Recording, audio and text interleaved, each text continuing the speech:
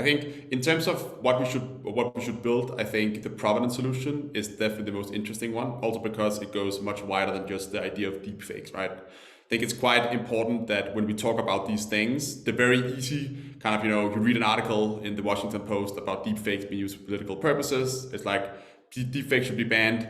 We should just label all deepfake videos. It kind of sounds good, but in the real world, it's not gonna work, right? I really don't think it will. So I think a provenance layer for all media content on the internet will be hugely beneficial, and it solves so many other problems than just deepfakes. And it doesn't solve the deepfakes problem, right? It makes it hopefully a bit harder for people to deceive, and I think that would be an overall like really good thing if we can, as a society, kind of get to that. That said, however, I do think I'm a bit more on the side of this idea of labeling all synthetic content explicitly, as in like that is the thing that you tell people about some content.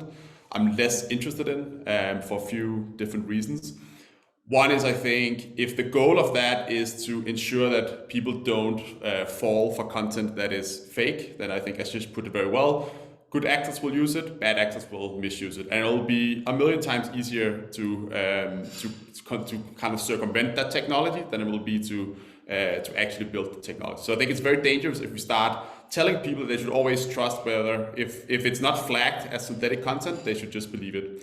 I think we're now in going to be this period of time, I don't know how long it's going to last, let's say 5-10 years, something like that, where we will have to build the kind of social immunity and understanding that video and text content and image content can now be faked and manipulated.